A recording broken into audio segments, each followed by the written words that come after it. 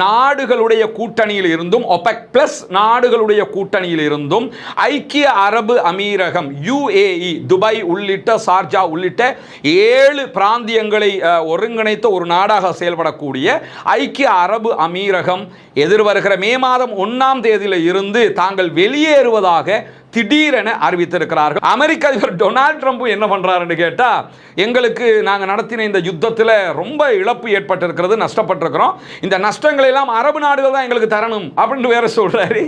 இவர் சொல்லுவாரு என்பது எல்லோரும் அனுமானிச்சது தான். இன்றைக்கு ஈரான் ஒரு அதிரடியான அறிவித்தலை விடுத்திருக்கிறார்கள்.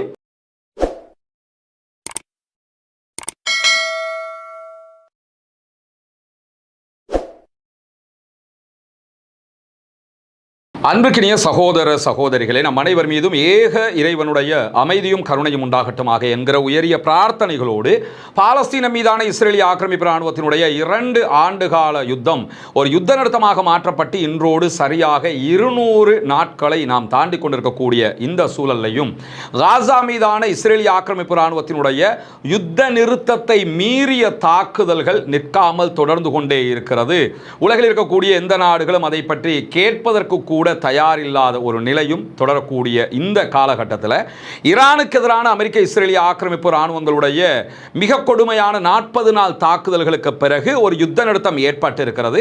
அந்த யுத்த நிறுத்தம் உண்மையிலேயே யுத்த நிறுத்தமா இல்லையா என்று நினைக்கக்கூடிய அளவுக்கு அடுத்த கட்ட பேச்சுவார்த்தைகளே பல முட்டுக்கட்டைகளோடு நின்று கொண்டிருக்கக்கூடிய சூழல்ல ஹொர்முஸ் நீர்ப்பரப்பு மூடப்பட்டிருக்கிறது. ஈரானை மீறி எந்த கப்பல்களும் எண்ணெய் ஏற்றுமதியை செய்ய முடியாமல் இருக்கிறது, உள்ளே நுழைய முடியாமல் இருக்கிறது. இதே நேரத்தில் ஈரானை நோக்கி போகிற கப்பல்களையும் நாங்கள் தடுக்கிறோம் என்று ஈரானை நோக்கி ஒரு முற்றுகையை விதித்திருக்கிறது அமெரிக்க ஆக்கிரமிப்பு இராணுவம்.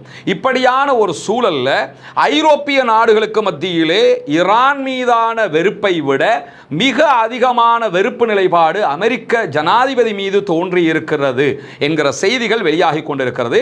அமெரிக்காவுக்கு எதிரான முருகல் நிலையை ஐரோப்பிய நாடுகள் தொடர்ந்து கொண்டிருக்கின்றன. குறிப்பாக பிரித்தானியா அமெரிக்காவுக்கு எதிரான மிக முக்கியமான நிலைப்பாடுகளை எடுக்கிறது. அதே போன்று ஜெர்மனுடைய அதிபர் நேற்றைய தினம் மிக தெளிவாகவே ஈரானியர்கள் பேச்சுவார்த்தையை மிக சிறப்பாக நடத்துகிறார்கள் என்று பாராட்டிய அதே நேரம் அமெரிக்க அதிபர் டொனால்ட் ட்ரம்ப் எப்படி இதை விட்டு வெளியேறப் போகிறார் என்கிற எண்ணமே யாருக்கும் தெரியாமல் இருக்கிறது. அவர்கள் இதை விட்டு வெளியேற வேண்டும், ஆனால் வெளியேறுகிற வழி தெரியாமல் தவித்துக் கொண்டிருக்கிறார்கள் என்கிற விதமான செய்திகளை எல்லாம் ஜெர்மனுடைய அதிபரும் தெரிவித்திருந்த நிலையில தான் ஐரோப்பியர்கள் பொறுமை இழந்து கொண்டிருக்கிறார்கள் என்கிற தகவல்கள் தொடர்ந்து வெளியாகி கொண்டிருக்கிறது. அதற்கான காரணமே என்னன்னு கேட்டா, இந்த ஹொர்முஸ் நீர்ப்பரப்பினுடைய பிரச்சனையை அமெரிக்க அதிபரால் தீர்க்க முடியாமல் இருக்கிறது. குறிப்பாக ஈரான் மீதான யுத்தமே அவர் தேவையில்லாமல் செய்து கொண்ட ஒன்று என்பதை அவர் புரிந்து கொண்டிருக்கிறார். இதே நேரம் எதிர்வருகிற நவம்பர் மாதம் அங்கு ஒரு இடைக்கால தேர்தல் வரை இருக்கிறது. அந்த தேர்தலை எதிர்கொள்வதிலும் அமெரிக்க அதிபர் டொனால்ட் ட்ரம்புக்கு மிகப்பெரிய ஒரு சங்கட நிலை தோற்றுவிக்கப்பட்டிருக்கிறது. ஏன்னா அன்பாப்புலர் ஆகிக்கொண்டே இருக்கிறார். அவருடைய புகழ் அடித்தட்டுக்கு கீழே இறங்கி இருக்கிறது. எனவே அவரை முன்வைத்து தேர்தலில் ஜெயிக்க முடியாது என்கிற நிலையில தான் தற்போது ஓரிரு நாட்களுக்கு முன்பதாக அமெரிக்க அதிபர் டொனால்ட் ட்ரம்பை இலக்கு வைத்து ஒரு துப்பாக்கிச் சூடு நடந்திருந்தது என்கிற செய்திகளை எல்லாம் நம்ம பார்த்தோம். அந்த துப்பாக்கிச் சூடு கூட ஏதோ ஒரு பின்னணியில் வேறு விதமாக நடத்தப்பட்டது என்கிற செய்திகள் வெளியாகி இருக்கக்கூடிய நிலையில உலகின் பிரபலமான எந்த நாடுகளுமே அந்த துப்பாக்கிச் சூட்டை கண்டித்ததாக நீங்கள் பார்த்திருக்க முடியாது. மற்ற நேரங்கள்னா இதை நாங்கள் கண்டிக்கிறோம், இப்படி நடந்திருக்க கூடாதுன்னு சொல்லுவாங்க.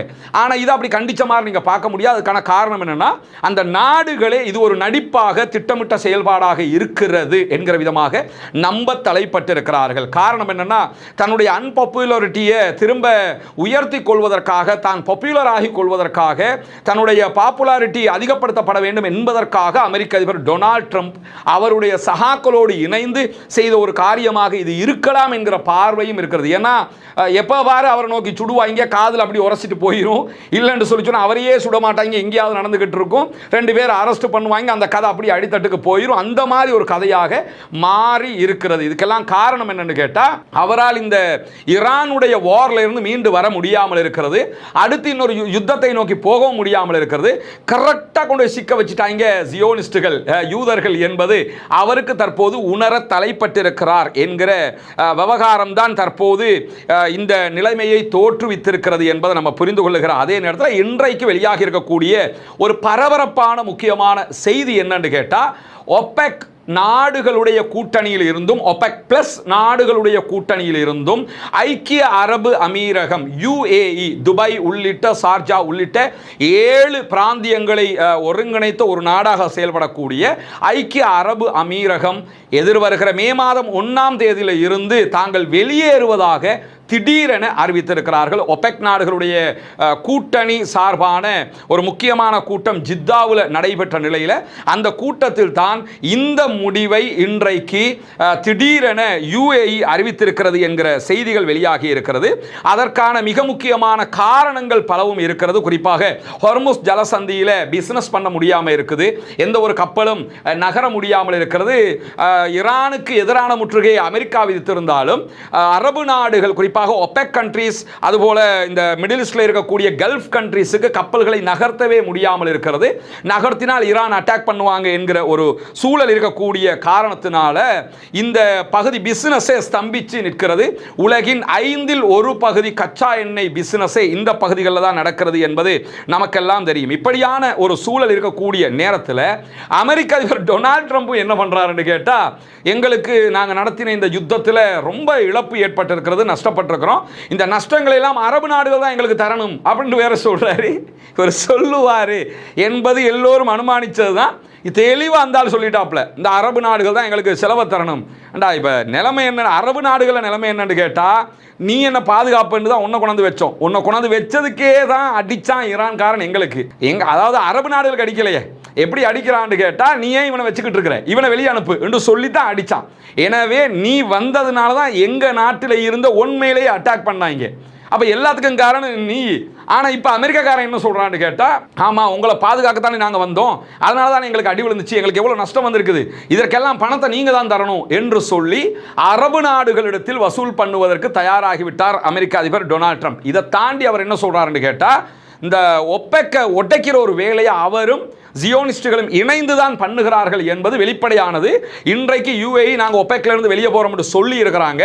அதே நேரத்தில் அமெரிக்க அதிபர் டொனால்ட் ட்ரம்ப் என்ன சொல்றாருன்னு கேட்டா, ஒப்பெக் கண்ட்ரீஸ் மனசாட்சி இல்லாம விலைகளை திணித்து கொண்டிருக்கிறார்கள். ஏன்னா ஒப்பெக் தான் உலகத்தில் இந்த பெட்ரோல் விலையை நிர்ணயிச்சுக்கிட்டு இருக்கிறாங்க. குறிப்பாக சவுதி அரேபியா தான் அதில் பெரிய அண்ணனாக இருந்து கொண்டிருக்கிறது. ஒப்பெக்ல 11 நாடுகள் வருவாங்க, UAE உள்ளிட்ட. அதை தாண்டி இன்னும் 10 நாடுகளை இணைத்துக் கொண்டு, ரஷ்யா உள்ளிட்ட இன்னும் 10 நாடுகளை இணைத்துக் கொண்டு ஒபெக் பிளஸ் என்கிற கண்ட்ரீஸும் உருவாக்கப்பட்டிருக்கிறது, ஒரு கூட்டமைப்பும் உருவாக்கப்பட்டிருக்கிறது. இந்த சூழல்ல தான் ஒபெக் பிளஸ் ரெண்டுல இருந்துமே நாங்க வெளியே போறோம்னு சொல்லி UAE அறிவிச்சிருக்காங்க. அமெரிக்க அதிபர் டொனால்ட் ட்ரம்ப் என்ன பண்றாருன்னு கேட்டா, நாங்க உங்களை பாதுகாக்கிற பொறுப்பு எடுத்திருக்கிறோம், ஆனா நீங்க என்ன பண்றீங்கன்னு கேட்டா, நீங்க நினைச்ச மாதிரி க்ரூட் ஆயிலுடைய விலையை ஏத்திக்கிட்டே இருக்கிறீங்க, அதை எப்படி நீங்க பண்ண முடியும் அப்படின்னு சொல்லி அதையும் இவங்க தலையிலே போட்டிருக்கிறாரு. இதெல்லாம் நம்ம எதிர்பார்த்ததுதான். ஏன்னா அரபிகளை பொறுத்தவரையில இவர்கள் தங்கள் பாதுகாவலர்களாக அமெரிக்கர்களையும் என்னைக்கு எடுத்துக்கொண்டார்களோ அன்றைக்கு தான் அவர்கள் இந்த வீழ்ச்சியை ஆரம்பித்தது. அமெரிக்காக்காரன் நம்பி எந்த ஒன்றையுமே இவங்க பண்ணாம அவன் நம்மளை பாதுகாத்துக்குவான்னு, காசு வருது நமக்கு, நம்ம ஜாலியா இருந்துட்டு போயிடுவோம், நம்மளை எது வந்தாலும் அமெரிக்காக்காரன் பாதுகாத்துக்குவான்னு இருந்தாங்க.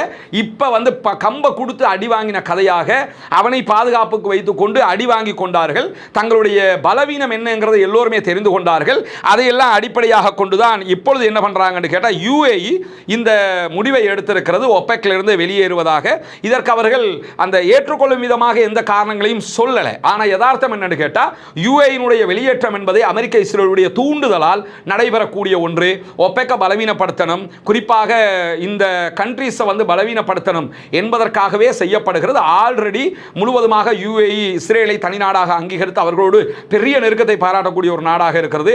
அண்மையில் வெளியாகக்கூடிய செய்திகள் பிரகாரம் இந்த வார்ல ஈரானுக்கு எதிராக UAEக்கு முழுவதுமாக இஸ்ரேலும் சப்போர்ட் பண்ணி இருக்கிறது என்கிற தகவல்களும் வெளியாகி கொண்டிருக்கிறது. இப்படி பல பிரச்சனைகள் UAE சுத்தி இருக்குது. அதை தாண்டி UAEக்கும் சவுதி அரேபியாவுக்கும் இடையில அந்த எட்டாக்கணியாக ஒரு தொலைதூர பிரிவினை ஏற்பட்டிருக்கிறது. UAE சவுதி அரேபியாவை ஏத்துக்கிற மாட்டேங்குது, சவுதி அரேபியா UAE ஏத்துக்கிற மாட்டேங்கிறாங்க. ஏன்னா UAE எல்லா ஊர்களுக்குள்ளேயும் புகுந்து யமன்ல, சூடான்ல, இப்படி பல நாடுகளில் உள்நாட்டு குழப்பங்களை உண்டாக்குறாங்க. இது வளமலை இஸ்ரேல் செஞ்சு வந்த வேலை. அதை இப்போ UAE பண்ணி வர்றதுனால UAEக்கு எதிரான ஒரு நிலைப்பாட்டை சவுதி அரேபியா எடுத்திருக்கு. எனவே சவுதியோடு இணைந்து எந்த விஷயத்திலும் இனி பயணிக்க முடியாத ஒரு சூழல்ல UAE இருக்கிறாங்க. இதெல்லாம் காரணமாக வைத்துக்கொண்டுதான் அவர்கள் ஒப்பெக்கை விட்டு வெளியேறி இருக்கிறாங்க என்கிற காட்சிகளை நம்ம பார்க்க முடியும். இதை தாண்டி இந்த ஒப்பெக்கை விட்டு அவங்க வெளியேறுவதற்கு முன்பதாக ஐக்கிய அரபு அமீரகத்தினுடைய ஜனாதிபதியினுடைய ராஜதந்திர ஆலோசகராக செயல்படக்கூடிய அன்வர் கர்காஷ் அவர்கள் திங்கட்கிழமை ஒரு உரையாற்றி இருந்தார். அந்த உரையாற்றுகிற நிகழ்வில் வளைகுடா நாடுகளைச் சேர்ந்த பல முக்கியஸ்தர்கள் இருந்தார்கள். அதில் அவர் பேசும்போதே ஈரானுடைய தாக்குதல்களுக்கு அரபு மற்றும் வளைகுடா நாடுகள் கொடுத்த பதிலை ரொம்ப அதிகமாக விமர்சிச்சிருந்தார். வளைகுடா ஒத்துழைப்பு மன்ற நாடுகள் தளவாட ரீதியாக ஒருவருக்கொருவர் ஆதரவு அளித்துக் கொண்டாலும் அரசியல் ரீதியாகவும் ராணுவ ரீதியாகவும் வரலாற்றிலே இல்லாத அளவுக்கு ரொம்ப பலவீனமாக இருந்தாங்க என்கிற செய்திகளை சொல்லியிருந்தார். ஏன்னா UAE என்ன எதிர்பார்த்தாங்கன்னா ஈரானுக்கு எதிராக அரபு நாடுகள் சண்டையிடணும் அப்படின்னு எதிர்பார்த்தாங்க. இது UAE எதிர்பார்ப்பு என்பதை விட இதுதான் இஸ்ரேலுடைய எதிர்பார்ப்பு. ஈரானுக்கும் அரபு கண்ட்ரி இந்த மத்திய கிழக்கில் இருக்கிற குறிப்பாக இந்த கல்ஃப் கண்ட்ரிஸ் சண்டையிடணும். அப்ப அமெரிக்காவும் இஸ்ரேலும் லேசா வெளியே போயிடுவாங்க. அவரோட திட்டமாக அதான் இருந்துச்சு. நம்ம போய் ஈரானோட சண்டை பிடிக்கணும். சண்டை பிடிக்கும் போது அந்த சண்டையில் அரபு நாட்டுக்காரனை இழுத்து விட்டுறனு, பிறகு ஈரானும் அரபு நாட்டுக்காரன் ஷியா சன்னி என்று சண்டை பிடிச்சிக்கிட்டு இருப்பாங்க. அப்படி நம்ம மௌலி மாதிரி சில பேர் சண்டை பிடிச்சிக்கிட்டு இருக்காங்க சம்மந்தம் இல்லாம இந்த நேரத்தில் அந்த மாதிரி சண்டை பிடிச்சிக்கிட்டு இருப்பாங்க. அப்ப அமெரிக்காவும் இஸ்ரேலும் வெளியே வந்துடலாம்னு போனாங்க. ஆனா அந்த விஷயத்தில் இங்க இருக்கிற மௌலைமாரை விட அரபு நாட்டில் இருக்கக்கூடிய ஆட்சியாளர்கள் ஒரு விஷயத்தில் தெளிவாக இருந்துட்டாங்க. இதுல நம்ம ஷியா சன்னி சண்டைக்குள்ள போயிடக்கூடாது. இதுல நம்ம ஈரான்காரனோட யுத்தத்துக்கு போயிடும், டிஃபென்ஸ் பண்ணிக்கிட்டு இருப்போம். ஏன்னா நம்மள அவன் அடிக்கல, அரபு நாட்டில் இருக்கக்கூடிய அமெரிக்க தளங்களை தான் அடிக்கிறான். எனவே நம்ம ஓரமாக்கிடுவோம் அப்படின்னு சொல்லி ஓரமாக இருந்தாங்க. அதுல வந்த விளைவு என்னன்னு சொல்லி சொன்னா அமெரிக்காவும் இஸ்ரேலும் போய் பொறிக்குள்ள மாட்டிட்டாங்க. இப்ப அதுல இருந்து வெளியே வர விடாம அவங்க தவிச்சு கொண்டிருக்கக்கூடிய நேரத்தில் அப்ப என்ன பண்ணலாம்? UAE நம்ம ஒப்பெக்ல இருந்து கலட்டிடுவோம், ஒப்பெக் பிளஸ்ல இருந்து கலட்டிடுவோம். அப்ப அதுல கூட ஒரு பிரிவினை உடைவு ஏற்படலாம். அப்ப அரபு கண்ட்ரிஸ் சிதறக்கிறதுக்கு வாய்ப்பு இருக்கிறது என்கிற ஒரு திட்டத்தை அவர்கள் தீட்டி இருக்கிறார்கள். கரெக்டா பொறியில சிக்கி இருக்கிறது UAE. ஆச்சரியம் என்னன்னா துபாயில சிக்கிறது ஒரு புறம், ஷார்ஜா உள்ளிட்டவர்களும் இதுக்குள்ளேயே போறாங்களே. அது உண்மையிலே என்ன யதார்த்தமாக நடைபெறுகிறது என்பதை நம்ம ஒரு சில மாதங்கள் போகும்போது தெரிஞ்சுக்கலாம். சில நேரங்களில் இதை ஏற்றுக்கொள்ளாத ஷார்ஜா உள்ளிட்டவர்கள் தனியாக மீண்டும் போவார்களா என்கிற கேள்விகள் எல்லாம் எழுவதற்கான வாய்ப்புகளும் இருக்கக்கூடிய நேரத்தில் தான் இந்த சம்பவங்கள் நடைபெற்று வரக்கூடிய நேரத்தில் ஒப்பெக்கை நீங்க எடுத்துக்கிட்டீங்கன்னா ஒப்பெக்னா என்ன, ஒப்பெக் பிளஸ் என்னன்றதை கொஞ்சம் புரிஞ்சுக்கிறேன். ஆரம்பத்தில் நம்ம சொன்ன மாதிரி ஒப்பெக்ங்கிறது 11 நாடுகளை கொண்ட ஒரு கூட்டணியாக இருக்கிறது. 1960 இது உருவாக்கப்படுகிறது. அல்ஜீரியா, காங்கோ குடியரசு, ஈக்வடோரியல் கினியா, அதே போன்று Gabon, Libya, Nigeria, Iran, Iraq, Kuwait, Saudi Arabia, Venezuela இந்த நாடுகள் எல்லாம் ஒருங்கிணைத்து தான் அது உருவாக்கப்பட்டது. அதற்கு பிறகு ஒபெக் பிளஸ் ஆக எப்ப தனியா இன்னொன்று உருவாக்குறாங்கன்னு சொல்லி சொன்னா ரஷ்யா உள்ளிட்ட இன்னும் 10 நாடுகளை இணைத்து உருவாக்குகிறார்கள். இந்த 2 கூட்டணியிலும் இருந்தே நாங்க வெளியே போறோம் அப்படின்னு சொல்லி தற்போது வெளியேறி இருக்கிறது UAE என்கிற ஐக்கிய அரபு எமிரேட்ஸ். இதே நேரத்தில் கப்பல் போக்குவரத்து தரவுகள் படி இன்றைக்கு ஒரு செய்தி வெளியாக இருக்கிறது. ஐக்கிய அரபு அமீரகத்தினுடைய LNG டேங்கர் கப்பல் ஒன்று முதல் தடவையாக ஹொர்முஸ் ஜலசந்தியை கடந்து சென்றிருக்கிறது. அது எப்படி கடந்து போச்சுது அப்படிங்கிற கேள்விக்கு இன்றைக்கு பதில் கிடைத்திருக்கிறது. குறிப்பாக கடல்சார் கண்காணிப்பு நிறுவனமாக இருக்கக்கூடிய கெப்லருடைய தரவுகள் பிரகாரம் முபராஸ் என்கிற LNG கப்பல் தான் இந்த ஹொர்முஸ் ஜலசந்தியை கடந்து இருக்கிறது.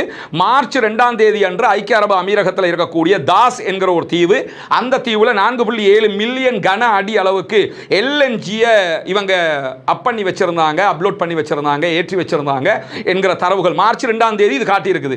இதே நேரத்தில் இந்த கப்பல் மார்ச் மாத இறுதி ஆகும் போது, அதாவது ஏப்ரல் ஆரம்பமாகிற போது ஒரு மாதம் வரை AIS என்கிற டிரான்ஸ்பாண்டரை ஆஃப் பண்ணி வச்சிருக்கிறாங்க. இந்த கப்பல் எங்க இருக்குங்கிறத துல்லியமாக கண்காணிக்கக்கூடிய அந்த அளவுகோல் திரையை ஆஃப் பண்ணி வச்சுட்டாங்க. ஆஃப் பண்ணி வச்சுட்டு இப்போ அது எங்க கண்டுபிடிக்கப்படுதுன்னு கேட்டால் இந்திய கடற்கரைக்கு அப்பால மீண்டும் அதனுடைய சிக்னல் வந்து கொண்டு இருக்கிறது. இதை வச்சு தான் இவங்க அந்த இடத்தை தாண்டிட்டாங்க என்கிறது கண்டுபிடிக்கப்பட்டிருக்கிறது. குறிப்பாக ஏப்ரல் 18 தொடக்கம் 19 வார இறுதியில் உடனடியாக ஒரு அறிவித்தல நாங்க ஹொர்முஸ் ஜலசந்தியை திறக்கிறோம் என்று சொல்லி ஈரான் அறிவிச்சிருந்தாங்க. அந்த கேப்புக்குள்ள தான் இந்த கப்பல் வெளியேறி இருக்க வேண்டும். எப்படி போனாலும் அவர்கள் இந்த சிக்னல் எல்லாம் ஆஃப் பண்ணிட்டு தான் வெளியே போயிருக்கிறாங்க. எனவே தான் இதை கண்டுபிடிக்க முடியாமல் இருந்திருக்கிறது என்கிற செய்திகள் வெளியாகி இருக்கிறது. எது எப்படி போனாலும் ஒரு கப்பல் தான் போயிருக்கிறது என்கிற செய்திகள் வெளியாகி இருக்கக்கூடிய நிலையில தான் இன்றைக்கு ஈரான் ஒரு அதிரடியான அறிவித்தலை விடுத்திருக்கிறார்கள். அது என்ன அதிரடியான அறிவிப்பு என்று சொல்லி சொன்னா, ஆசியாவில் இருக்கக்கூடிய கூட்டாளி நாடுகளோடு தன்னுடைய பாதுகாப்பு திறன்களை தாங்கள் பகிர்ந்து கொள்வதற்கு தயார் என்று அறிவித்திருக்கிறார்கள். இது ஒரு டாப் லெவல் அறிவிப்பு சொல்லி கூட பார்க்கலாம். ஏன்னா அவ்வளவு தைரியமாக எவ்வளவு கெத்தாக இருந்து அதை அறிவிப்பாங்கிற கேள்வி இருக்கிறது. ஏன்னா ஒரு வாரில் ஜெயிக்கிறவன் தான் இதெல்லாம் சொல்ல முடியும், தோத்து போனவன் சொல்ல முடியாது. அந்த அடிப்படையில் அவங்க என்ன சொல்றாங்கன்னு கேட்டால், சுதந்திரமான நாடுகளுடனும், அது ஆசியாவுக்கு அவுட் ஆஃப் ஆசியாவோ எங்கே இருந்தாலும் சுதந்திரமாக இருக்கக்கூடிய எந்த நாட்டோடையும், அதே போன்று ஷங்காய் ஒத்துழைப்பு அமைப்பில் இருக்கக்கூடிய நாடுகள், இந்த நாடுகளோடும் தற்காப்பு ஆயுத திறன்களை பகிர்ந்து கொள்வதற்கு ஈரான் தயாராக இருக்கிறது. ஏன்னா இப்போ நாங்கள் ஜெயிச்சிட்டோம், எங்ககிட்ட டிஃபென்சிவ் வெப்பன்ஸ் இருக்குது, அட்டாக் வெப்பன்ஸ் இருக்குது, எங்கள்கிட்ட இருக்கிற ஹைப்பர்சோனிக் சூப்பர்சோனிக் இந்த மாதிரி இருக்குது, அதே மாதிரி ட்ரோன்கள் இருக்கிறது, இப்படி பல வகையான ஆயுதம் இருக்குதுப்பா, உனக்கு என்ன வேணும் சொல்லுங்கிற விதமாக உனக்கு தர்றதுக்கு நாங்கள் தயாராக இருக்கோம், உன்னை பாதுகாக்கிறதுக்கும் தயாராக இருக்கிறோம். இனிமே ஈரானுடைய பிசினஸே இதுவாகத்தான் இருக்க போகுது. அது எண்ணெய் ஏற்றுமதிங்கிறது ஒரு புறம், அவங்களுடைய மெயின் பிசினஸாக எது இருக்க போகுதுன்னு கேட்டால் இந்த வெப்பன் ஏற்றுமதி தான். காரணம் என்னன்னு கேட்டால், அவங்க யுத்தத்தில் ஜெயிச்சிட்டாங்க. யுத்தத்தில் ஜெயிச்சவன், கிரிக்கெட்டில் ஜெயிச்சவனுக்கு எல்லா இடத்துலையும் சான்ஸ் கிடைக்குமா? இல்லை, எல்லா நாட்டுக்கு அவன் தான் பயிற்றுவிப்பாளர் அது இதுன்னு போவான். எந்த துறையில் அவன் ஜெயிக்கிறானோ அந்த துறையில் அவன் தான் ஜாம்பவான். அது மாதிரி யுத்தத்தில் அவங்க ஜெயிச்சிட்டாங்க, அவங்க தான் இனிமே ஜாம்பவானாக இருக்க போறாங்க என்கிற நிலையில் கிர்கிஸ்தானில் நடைபெற்ற ஷங்காய் ஒத்துழைப்பு மாநாட்டினுடைய பாதுகாப்பு அமைச்சர்களுடைய கூட்டத்தில் ஈரானுடைய துணை பாதுகாப்பு அமைச்சர் பேசியிருக்கிறார். அவர் பேசுகிற நேரத்தில் தான் இந்த தகவல்களை சொல்லியிருக்கிறார். அமெரிக்காவினுடைய இந்த யுத்தத்தின் தோல்வி அனுபவங்களை மற்ற உறுப்பு நாடுகளோடும் நாங்கள் பகிர்ந்து கொள்வதற்கு தயாராக இருக்கிறோம். அமெரிக்கா தோத்து போச்சு, எப்படி தோத்தாங்கிறதையும் நாங்கள் எப்படி ஜெயிச்சோம்ங்கிறதையும் உங்களோட பகிர்ந்து கொள்றதுக்கு நாங்கள் தயாராக இருக்கிறோம். அதே நேரத்தில் இந்த யுத்தத்தில் எங்கள்கிட்ட இருக்கக்கூடிய ஆயுதங்கள், அதனுடைய திறன்களையும் உங்களோடு பகிர்ந்து கொள்வதற்கு தயாராக இருக்கிறோம் என்கிற அறிவிப்பை அவர் விடுத்திருக்கக்கூடிய அதே சூழலில் ஈரான் இதுவரைக்கும் 6 விமான நிலையங்களை ஓபன் பண்ணியிருக்கிறாங்க. திறந்து எல்லாம் மூடி வச்சிருந்தாங்க, வான் பரப்பை எல்லாம் மூடி இருந்தாங்க. 6 விமான நிலையங்களை திறந்திருக்கிறார்கள். மேலதிகமாக 2 விமான நிலையங்களையும் ஓரிரு நாட்களில் நாங்கள் திறக்க இருக்கிறோம் என்று சொல்லி எர்னா நியூஸ் ஏஜென்சி இன்றைக்கு சொல்லியிருக்கக்கூடிய தகவல்கள் வெளியாகி இருக்கிற அதே நேரத்தில் ஏர் இந்தியா, இண்டிகோ, ஸ்பைஸ் ஜெட் ஆகிய இந்தியாவினுடைய மிக விமான துறை சார்ந்த நிறுவனங்கள் தங்களுடைய விமானத்துறை முடங்கும் நிலையில் இருப்பதாக அறிவித்திருக்கிறார்கள். ஹோர்முஸ் ஜலசந்தி மூடப்பட்டிருக்கிறதுனால பெட்ரோலுடைய விலை கூடிக்கிட்டே இருக்கிறது. ஒவ்வொரு நாளும் பெட்ரோல் பேரல்களுடைய விலை நேற்றைய தினம் $106 போயிடுச்சு.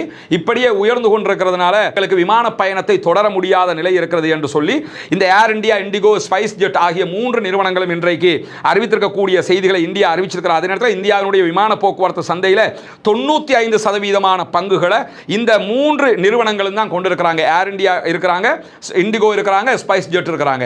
ஐநா பாதுகாப்பு சபையில் ஹோர்முஸ் ஜலசந்தியை திறக்கணும் என்கிற விதமாக கொண்டு வரப்பட்ட தீர்மானங்கள் அனைத்துமே தோல்வி அடைந்திருக்கிறது.